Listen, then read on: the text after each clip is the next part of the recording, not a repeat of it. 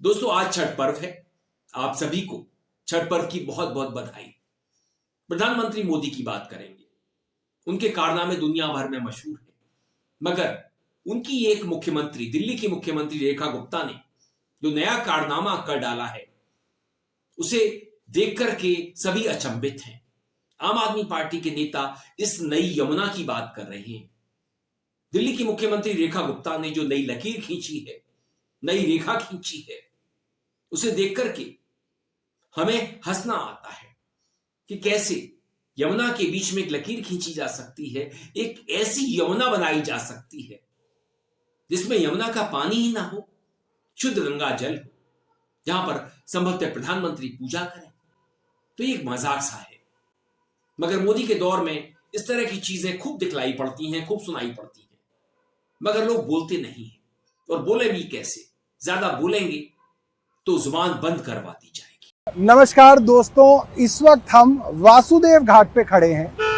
वो जगह जहां बताया जा रहा है, हालांकि बताया नहीं जा रहा, हमें मालूम है, वहां पे प्रधानमंत्री नरेंद्र मोदी बिहार चुनाव से पहले बिहारी वोटर को साधने के लिए छठ मनाएंगे। अब मैं आपको कहूंगा कि एक बार नीचे जा रहा कैमरा दिखाया जाए। देखिए, वो जो दूर से पानी आ रहा है, इधर दिखाइए, इधर। ये जो दूर से पानी आ रहा है, ये यमुना का पानी है। और यमुना के ऊपर वासुदेव घाट बनाया गया था कि यमुना से वासुदेव घाट से यमुना के दर्शन हो और लोग यमुना के अंदर जा सकें। मगर पिछले कुछ दिनों में वासुदेव घाट को यमुना से अलग किया गया है और बीच में आप देखिए मिट्टी की एक बाउंड्री बनाई गई है। तो आप साफ देख सकते हैं कि यमुना अलग है, मगर वासुदेव घाट पे जो पानी आया है वो अलग है। और अब मैं ये भी बताऊंगा ये पानी कहां से आया है और कैसे लाया गया है। दूर जूम करके दिखाइए, वो हरे रंग की पानी की पाइपलाइन। ये पानी की पाइपलाइन सोनिया विहार से गंगा का साफ फिल्टर्ड पानी लेके आ रही है।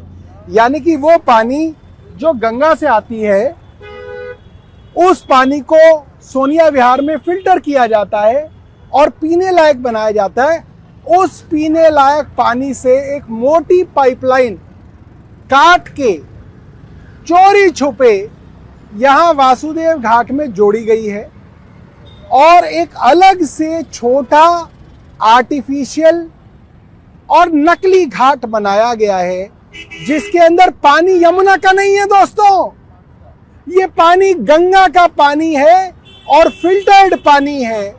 और ये भारतीय जनता पार्टी की सरकार की चोरी है, इनका फर्जीवाड़ा है कि ये गरीब पूर्वांचली को तो कह रहे हैं भैया हमने यमुना साफ कर दी, इसी में डुबकी लगाओ। गरीब पूर्वांचली का बेटा यमुना के अंदर गंदे प्रदूषित मल युक्त पानी को पी ले, बीमार हो जाए, मर जाए, इनके बाप का कुछ नहीं जाता क्योंकि वो गरीब आदमी है। मगर प्रधानमंत्री को कहीं कुछ ना हो जाए, प्रधानमंत्री को कहीं छींक ना आ जाए, प्रधानमंत्री कहीं बीमार ना हो जाए, प्रधानमंत्री बीमार होकर कहीं रेखा गुप्ता को हटा ही ना दें, इसलिए एक नकली आर्टिफिशियल घाट बनाया गया है, ठीक यमुना के साथ चिपका के। और जब प्रधानमंत्री जी आएंगे तो इस चीज को ऐसे ढका जाएगा कि आपको पता ही नहीं चलेगा प्रधानमंत्री जी गंगा के अंदर हैं या यमुना के अंदर हैं। मगर मैं आपको ये दिखा रहा हूं कि प्रधानमंत्री जी ना गंगा में है ना यमुना में है। पीने के फिल्टर्ड पानी के साथ एक नकली कृत्रिम घाट बना के पूरे देश को, खास तौर पे बिहार के लोगों को बेवकूफ बनाया जा रहा है। अब मैं आपको दिखाऊंगा, ये हरी चादर देखिए, ये हरी चादर लगाई गई है। क्यों लगाई गई है? इसलिए लगाई गई है कि आते जाता आदमी कहीं ये देख न ले कि ये फर्जीवाड़ा क्यों किया गया है, किस लिए किया गया है। इसलिए ये हरी चादर बांधी गई है और एक नकली घाट बना के पीने के गंगा के पानी के लिए, पीने के गंगा के पानी से एक नकली घाट बना के छठ प्रधानमंत्री जी को मनवाई जाएगी। मैं दोबारा दिखाऊंगा, देखिए देखिए और ध्यान से देखिए भारतीय जनता पार्टी की सरकार का फर्जीवाड़ा। बहुत बहुत धन्यवाद। बिहार विधानसभा चुनाव। बिहार में विधानसभा चुनाव एक रोमांचक दौर में है। मुकाबला महागठबंधन और एनडीए के बीच है। एंटी इनकम्बेंसी का मामला लिए नीतीश बाबू का 20 साल का सुशासन है, जिसमें इतनी सारी खामियां हैं, इतना सारा कुशासन है, जिसको लेकर के बिहार वासी आक्रोशित है। बिहार का युवा ठगा सा महसूस कर रहा है। उसे बिहार छोड़ करके काम के लिए बाहर जाना पड़ता है, जहां उसका अपमान भी होता है। वो नहीं चाहता कि बिहार से बाहर जाए काम ढूंढने के लिए, काम करने के लिए, मगर उसकी मजबूरी है। जिस तरह से बिहार वासी ट्रेनों में जानवरों की तरह ठुस ठुस करके बिहार पहुंच रहे होंगे, उसे देख करके गुस्सा भी आता है, तकलीफ भी होती है कि हमारा देश भले ही दुनिया में कौन से नंबर की इकोनॉमी बन गया हो, मगर हमारी ट्रेनें कैसी हैं, उनका हाल कैसा है। रेल मंत्री बातें बड़ी बड़ी करें, मगर उनसे होता कुछ नहीं। रेलों से पेट नहीं भरता, मगर मोदी जी, प्रधानमंत्री जी जब बिहार जाते हैं, समस्तीपुर जाते हैं, तो बिहार युवाओं का अपमान सा कर देते हैं। कहते हैं बिहार के युवा रील बनाते हैं, डेटा सस्ता हो गया है, इसलिए वो पैसा कमाते हैं। ये झूठ है, सरासर झूठ है। बिहार के कितने युवा रील बनाते होंगे, मजबूरी में बनाते होंगे, कितने कामयाब होंगे, कितना इससे अपना घर चला पाते होंगे या मोटा पैसा बना पाते होंगे। ये सरासर झूठ था, मगर मोदी जी मन की बात करने के लिए मशहूर हैं। कभी वो और उनके लोग युवाओं से पकौड़े के रोजगार की बात करते हैं, कभी रील बनाने की बात करते हैं, और डेटा सस्ता नहीं है, यह भी झूठ है। शाह ने एक मीटिंग ली, मगर वहां पर जो कुर्सियां थी वो खाली थी, हजारों कुर्सियां। शाह परेशान नजर आए। तो एनडीए की जो अलग अलग समस्याएं हैं, उनसे तो हम रूबरू हो ही रहे हैं, मगर बिहार में ऊंट किस करवट बैठेगा, जीत किसकी होगी।